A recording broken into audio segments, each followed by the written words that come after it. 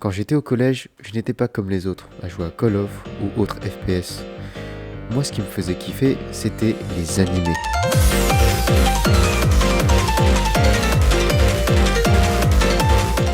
Dragon Ball Z, Naruto ou même Bleach, j'adorais regarder la télé pour retrouver mes héros préférés. Je me souviens de moi devant l'écran, à l'époque sur la 17, les vrais savent, et ce pendant des heures. C'est grâce à ces chaînes que j'ai pu suivre par exemple Luffy contre Lucci dans One Piece ou encore Ichigo contre Byakuya dans Bleach. Et il y a quelque chose que je ne me lassais pas de regarder et surtout d'écouter, leurs openings. Je les écoutais en boucle, vous savez, sur les petits lecteurs MP3 de l'époque, avec les écouteurs filaires.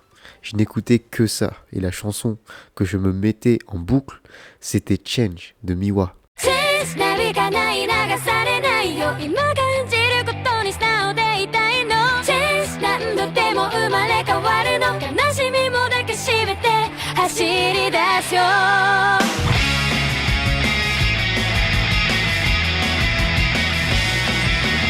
J'avais mon lecteur tout le temps avec moi, et je peux vous dire que quand j'avais la musique dans les oreilles, je me sentais tellement bien, que ce soit dans mon lit, dans le bus, et même dans les cours du collège. Puis pendant la récré, un pote, qu'on va appeler Paul pour l'histoire, m'a fait découvrir quelque chose qui lie les jeux vidéo et les animés. Un jeu sur lequel on pouvait jouer sur la musique de tous les openings d'animés qu'on aimait.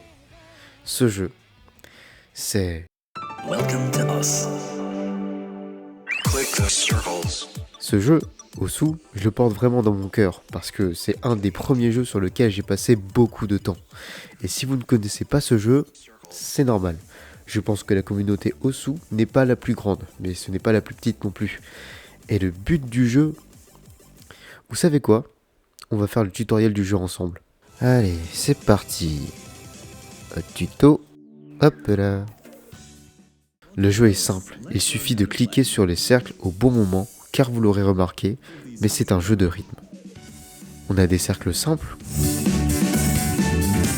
des sliders,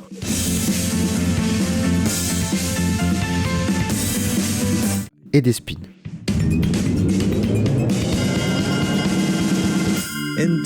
Et le but du jeu est de terminer la musique en faisant attention à sa précision et en obtenant le plus de points. La précision est calculée en fonction du positionnement de la souris sur le cercle et du moment où on clique. Cette action apporte des points, qui peuvent être diminués si on ne clique pas avec assez de précision. Et pour avoir le plus de points possible, il faut jouer la chanson sans se tromper une fois. Donc pendant une map, il faut faire le moins d'erreurs possible. Si on en fait trop, eh bien, on perd, et on recommence depuis le début. Et c'est un jeu de rythme, donc il faut être en osmose avec la musique. Évidemment. C'est assez simple, non ? Et je disais qu'on pouvait jouer sur la musique de nos animés préférés, donc faisons-le. Alors, Change. On la télécharge. On peut avoir plusieurs niveaux. Et là, on va tester le niveau normal. Ça va, je me débrouille bien.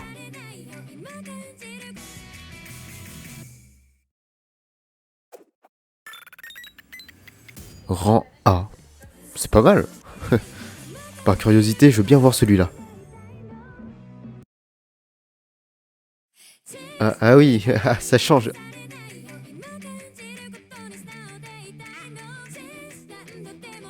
Ah yes.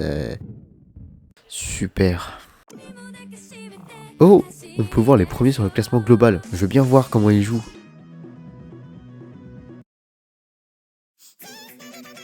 Ça n'a aucun sens. See you next time. Et un jour, quand je traînais sur YouTube, je suis tombé sur cette vidéo. Je me suis dit, tiens, une vidéo Osu. Et c'est un gameplay sur la musique Full Moon. Je connais pas du tout. Bon, regardons. Et en regardant la vidéo, j'étais choqué. Comment pouvait-il suivre ça ? Combien de temps a-t-il joué pour atteindre ce niveau ? Et surtout, est-ce qu'il y a d'autres vidéos de lui ? Je cherche et je tombe sur d'autres vidéos. Et je suis subjugué. Et je regarde encore. Et encore. Et encore. Ce joueur, c'est Cookiezi, le pionnier de la scène compétitive de ce jeu.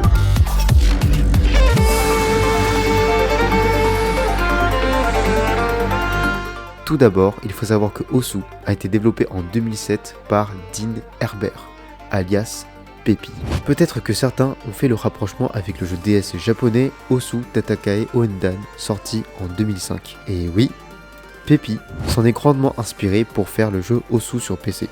Et personnellement, je ne connaissais pas du tout le jeu sur DS. À l'époque de sa sortie, le meilleur joueur était Pepi, son créateur. Mais il n'avait pas l'aura d'une vraie légende. Il était juste le meilleur du jeu, pas plus. Puis le jeu se démocratise de plus en plus au fil des années, et les joueurs remarquent qu'ils peuvent créer leur propre niveau, appelé bitmap, pour les mettre sur le site officiel afin d'apporter toujours plus de défis et de difficultés. Le jeu fait alors parler de lui partout sur internet, à son échelle évidemment, et c'est en Corée que notre histoire commence. Juin 2009. Cookiezi commence à jouer sous ce nom car c'était le compte de son frère. Son frère avait commencé à jouer pendant une semaine ou deux avant de laisser Cookiezi prendre le relais. Étant fan de jeux de rythme et ayant un don naturel pour ce jeu, il avait tous les outils pour devenir un bon joueur d'Osu. En l'espace de 2 années seulement, il se révèle comme l'un des meilleurs joueurs du jeu, grâce à sa précision, ses réflexes, son endurance et sa maîtrise de beaucoup de modes de jeu. Prenons par exemple une des maps qui était l'une des plus difficiles à cette époque, The Big Black. Elle a été publiée le 24 décembre 2011, super cadeau de Noël, et le meilleur sur le classement de cette musique était RTT Yui. Pour vous montrer le niveau de notre protagoniste à l'époque, voici des morceaux de son replay.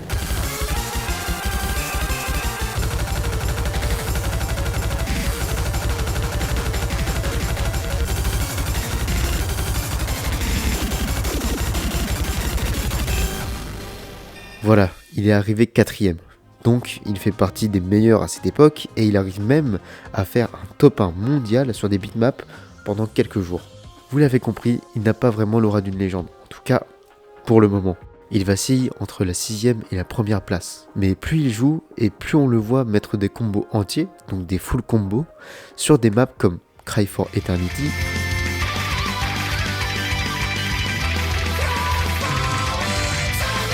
ou Cheapskate.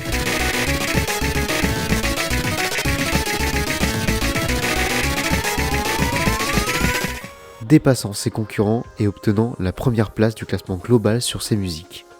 En jouant régulièrement, il va commencer à établir des scores qui vont entrer dans l'histoire. Et un des premiers, c'est la map Koku no Sosei en difficulté KO.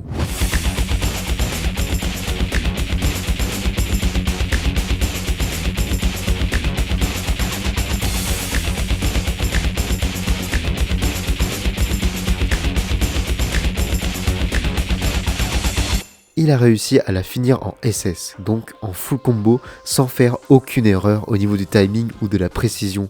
Oui, parce qu'on peut faire des full combos, mais avoir des 100 ou des 50. Mais là, vous le voyez par vous-même, aucune erreur.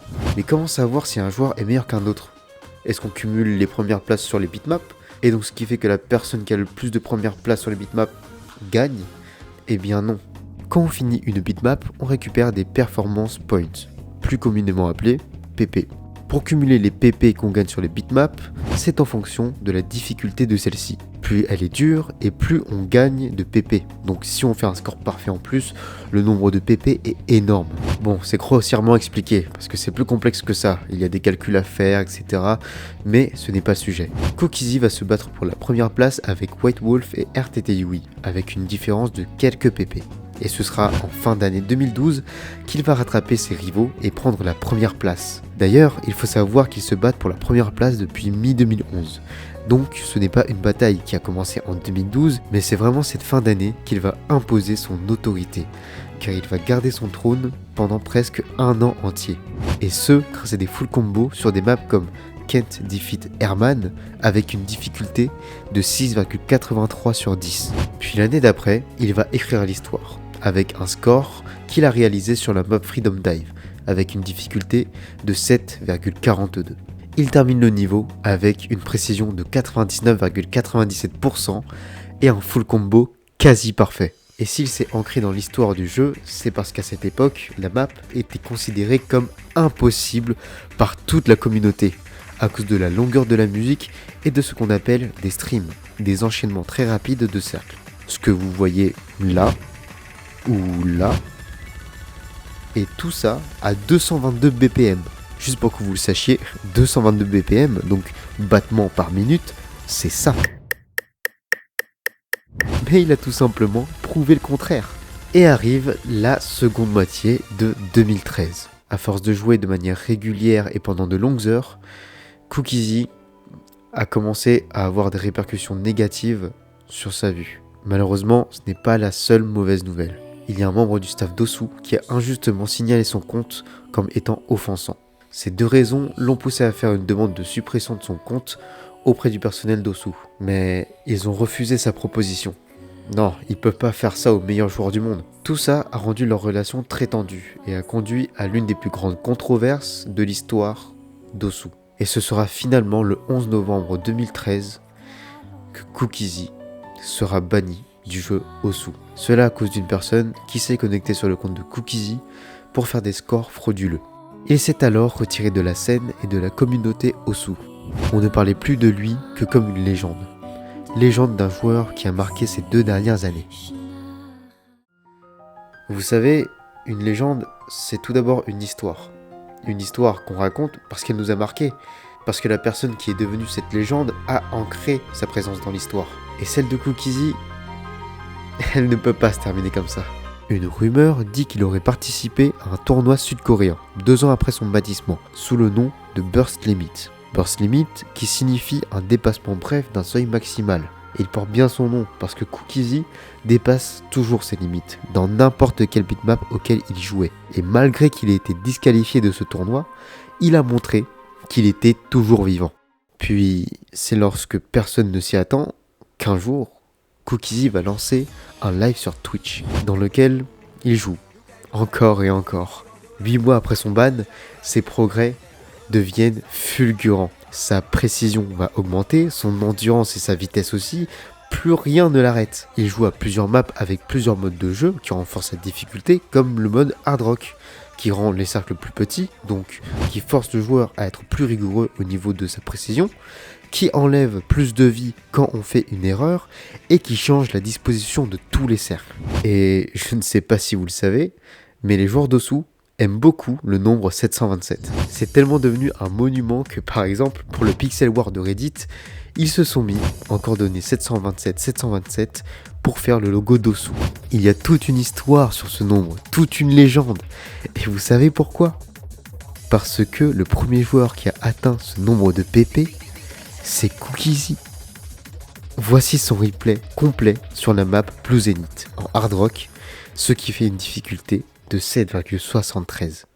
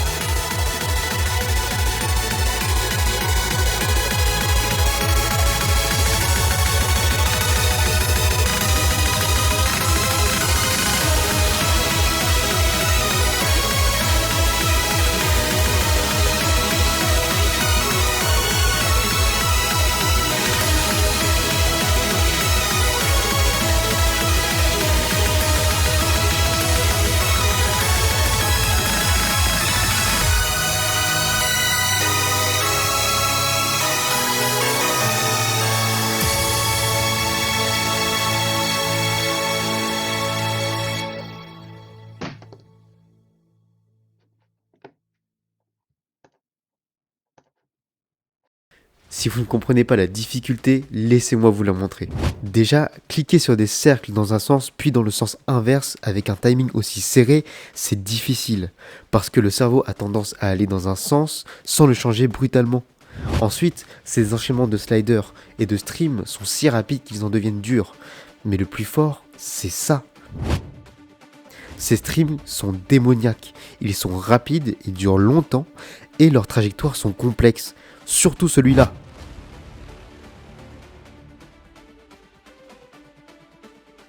Je trouve que c'est le plus ardu de par la distance qui s'agrandit au fil du stream. Et terminer ce niveau avec une seule petite erreur et une précision de 99,71%, ça relève du génie. Et vous voyez ça? Eh bien, c'est quelqu'un qui est heureux d'avoir pulvérisé un record. Record qui, même s'il est battu, restera dans la tête d'une génération de joueurs qui ont connu l'âge d'or de ce jeu. Il bat encore des records avec une nouvelle victoire sur Freedom Dive et cette fois-ci avec les modes Hidden et Hard Rock, ce qui lui permet de remporter plus de 800 pp. Il est aussi le premier joueur à avoir cumulé plus de 13 000 pp lors de sa carrière de joueur, le menant donc à la première place du classement mondial. Aujourd'hui, Cookiezi, ou plutôt Shigetora de son vrai pseudo, joue de moins en moins. Depuis son retour du service militaire, d'autres joueurs l'ont largement dépassé, donnant le flambeau à une nouvelle génération. Et même s'il y a le joueur Mrek qui dépasse toutes les espérances avec des gains de plus de 1000 voire 2000 pp, Cookiezi est le joueur qui a marqué la communauté Osu et qui en a inspiré plus d'un. Ces jeux de rythme comme Osu sont vraiment des jeux moins connus que les autres, mais ils sont tout aussi incroyables. Il y en a des beaux, des complexes, des bizarres, des innovants, et pourtant ils ont tous des valeurs communes, que ce soit la persévérance ou la rigueur. Et je pense que ces jeux permettent de montrer que tout est possible. Alors, c'est à vous de jouer.